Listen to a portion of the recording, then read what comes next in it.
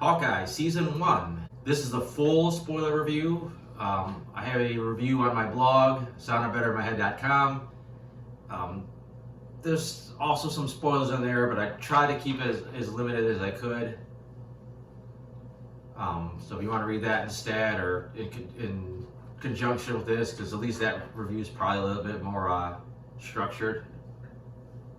I ended up giving this season a 3 out of 5. I think that's a pretty solid grade for this show. I think the plot is the weakest part of this entire season because it lacks any true direction. You know Kate's got herself in some trouble, and you know Hawkeye's directly in trouble because of it, and he's trying to help her out of it, but you never really get a clear picture of what he needs to do to get everybody out of this mess. Initially it's like, okay, she made everyone think that Ronan was back out there, so he confronts her, takes the Ronan costume back. You know, there was a couple episodes dealing with getting the actual costume back, and that's not the end of it. Like they said, they just never really say what his goal is. He never says, like, as soon as I get this watch back, we're done, or as soon as I stop, Maya, we're done. There's just no clear plan, and it's just kind of them. I mean, some of it is them reacting to all that stuff that's coming their way with the tracksuits and Maya and Kazi and all that. But this is never a moment where I never could figure out what he needed to do to get home to his family. But luckily, I thought the character interactions between Clint and Kate were fantastic. There's really strong acting out of both of them, and I think that made it fun to watch. And it was, still an entertaining show. It was just lacking something. There was kind of a ticking clock that, he was trying to get home by Christmas, but other than that, there was no real urgency to anything. A little disappointed because we really haven't got to see a lot about Hawkeye yet. He's kind of been like a background character, like a secondary character. This is his first solo project. I would have liked to see a little bit more. How did he get started? His time as a SHIELD agent. A little bit more about his background. We got a couple hints. Probably the best thing we do get is his side of the story about how he ended up recruiting Natasha for SHIELD. I think it filled in a lot of the blanks that her solo film left out about their whole Budapest and all that stuff.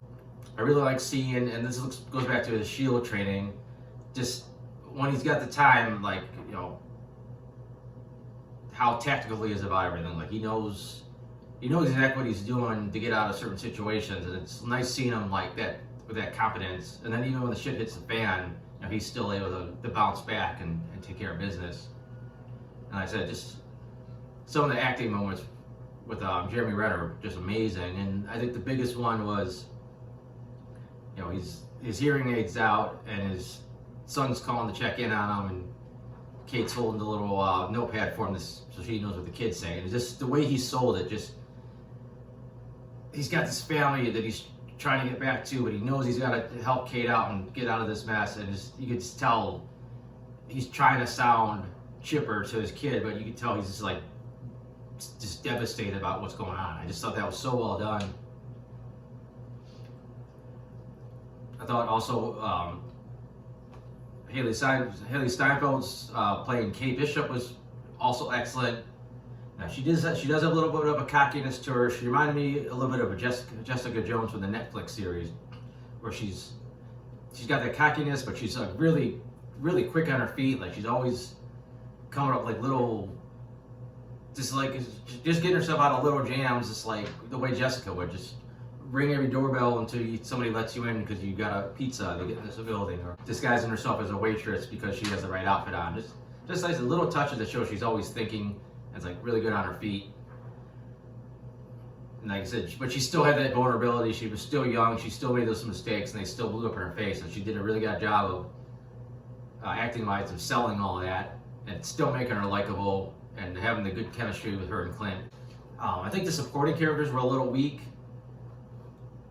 Eleanor Bishop was kind of set up to be like one of the main bad guys, but not really. And I think if you're really paying attention to the show, I think it's obvious she's a bad guy. But I think the casual fan, she's so just kind of in the background, just kind of popping in here and there. I don't think a lot of people are going to catch on until like it's revealed. And the reveal comes like so late, it just doesn't really have as much of an impact as it could. I mean, it's a good impact when it happens, but it's basically the end of the season. We really don't get much time to let it sink in. Maya, there's a lot of hype for Maya going in. She's supposed to be getting her own show sometime in the near future.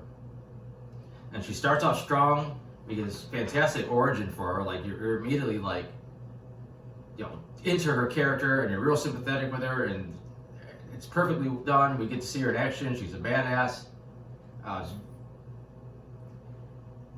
But she kind of gets sidelined pretty quickly. Like she's still kind of there in the background, but she's not like the big bad. She's not the person they're trying to stop. They're just kind of trying to avoid her a little bit. One of her biggest things in the comic book is that she's got her superpowers, that she can copy any movement she sees. She's pretty similar to the Taskmaster, and in this show, she has those abilities. They're not shown at all. She's just a good fighter that happens to be deaf, and she could kind of read her opponents. And I think they kind of lost something that made her stand out in the comics, and now she's just another really good fighter that happens to be deaf. And there's, I don't know, it kind of keeps you from really standing out from the crowd. And then Kazi, I have not read the comics that he was in. I know as the clown, he seemed like he was a pretty badass and scary character. Here, he's good for the role they have him in as this kind of number two that's actually kind of shady. But it doesn't seem like he's anything like the character that I've heard of from the books. Like I said, he's just kind of got these shifting allegiances. Is he really loyal to Maya? I mean, whose side is he really ever on? They basically had the swordsman in here, Eleanor's fiance Jack. Of course, he's completely different than in the books. Now we don't really know anything about his background. We just know he is good with a sword, but he's really just sitting here as a red herring. Like he's set up to make you think that he's a bad guy most of the season. It's pretty clear that either he's not or he's not the only one, and it turns out he's just this kind of lovable doofus that's really good with swords. And he's actually, once you kind of realize he's not the bad guy, you just kind of laugh at his silliness. His whole attitude about life is pretty entertaining. And they just kind of stuck him at the end. He's like, here, give him a sword. Why not? Surprisingly good character was Clint's wife, Laura. She's always seemed supportive in the movies that we've seen her in so far, but here it's pretty clear that she has a background in espionage, and it seems plausible that she possibly was a S.H.I.E.L.D. agent, which is what we find out in the end. As far as the other side characters, though, two guest characters essentially steal the show. It was speculated that the Kingpin would be in it, and he was. It was great to have him back, but again, it was so late for him to show up and basically be the big bad. I think it kind of lost something. I'd rather have him introduced, have some interaction, and have that set up the Echo spin-off. And I mean, it was fine with him fighting Kate, but they leveled him up almost too much. He's ripping off car doors. He's getting shot in the chest with an arrow, just breaking the arrow like it's nothing. He's throwing around Kate with the one hand. I mean, he's strong, but he's never been that strong in the Netflix series. And he's like at a superhuman level, and it just seemed out of place. Like I said, it almost made him seem like some kind of monster, like something, not quite human, which I think it loses something because in the show, it was a Daredevil show. He was so much more grounded. He was that much scarier because it kind of felt like a guy like this could exist, and just get so angry that he could smash your head to pieces just because he's just pissed off, not because he's a superhuman. And of course, the best addition to the show, and again, she's not in it much, but Yelena, Tasha's Black Widow's sister. Every scene she's in, she pretty much steals the show. She's hilarious, but she's still a badass. Her interrogation of Kate was just amazing. She's bringing her personality to it. She's letting her know that she's basically could kill her anytime she wants, but still being on friendly terms. All that just to get to the question of, where is Hawkeye? And her knowing that Kate will have to answer truthfully. That is just kind of a page out of Natasha's Black Widow interrogation book, but with Yelena's twist on it. So well done. Wish we would have got to see a little bit more action with her. She didn't get any great sequences, and then when she did, she was trying to fight our heroes, which you don't want to see her kill the good guys. So a little disappointed she didn't get to fight off a couple bad guys. In fact, I thought the action was a little on the weak side. Especially Hawkeye didn't get to do a ton. He had a couple more where he really got to shine, but he didn't get to do a ton. Kate really got the bulk of the action sequences between the two of them, but the car chase from, I believe it's episode 3, was fantastic. It's probably the best action sequence in the entire series. There's a couple good. The finale was, I don't know, it was just a little overcooked, a little too much going on. Sort of a rehash of the whole, assortment of trick arrows thing from the car chase. And I think that really summed up the show. It's supposed to tell this story for Hawkeye and be a little bit whimsical and Christmassy, but still have some heart. And I think it did it. It just didn't get a chance to really elevate too much beyond that. And I think that's the gist of what I wanted to say. There's probably tons of stuff I'm forgetting, but I'm gonna go through my notes, see if anything else jumps out that I think's worth mentioning. I like seeing. I think Marvel's been really good about this for the MCU. They kind of have these big events, and since they get the way that they bring them back, it feels like the big events, like the Battle of New York or the Blip. It's kind of like this thing, oh, where were you when this happened? And it's so cool when they go back to a character and you see where they were during one of these events. It just feels so much more fleshed out. It makes the world feel so much like a real place. So getting to see the Battle of New York once again, but this time from Kate Bishop's point of view as a little girl, was just a really cool way to do it. Of course, the Captain America musical was perfectly cheesy for what it needed to be. Just jumping ahead here, but the only post-credit scene in this was the final episode, and all it was the extended version of the musical. So if you really wanted to see more of the Steve Rogers the musical, you would have been jazzed to see this at the end. If you thought it was just so, you would have been like, okay, why did I sit around for these credits? I'm kind of glad that there wasn't a hot potato thing with the Ronin suit. For a minute, I thought the whole thing was going to be about Hawkeye trying to get back to this suit. And luckily, it was basically the second episode, he got it back and everything was good. The stuff with the LARPers was a little over the top corny, but it was funny. Clint has some good jokes in there, how he's got to deal with this, but he fought Thanos. He also had another really good joke where he let himself be kidnapped by the tracksuits. They put the bag over his head, and he told him, hey, by the way, I can see through this bag. A little disappointed because in the comic books, the swordsman actually trained Hawkeye in his early days.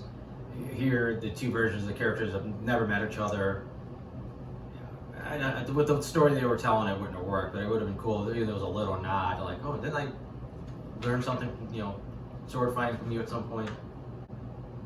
The whole Christmas at with Clint and Kate was really well done. Like I said, it was fun. They had some emotional moments. Got that backstory on Clint and Natasha. The little cool trick with the flipping the quarter, which you knew was going to come back at some point.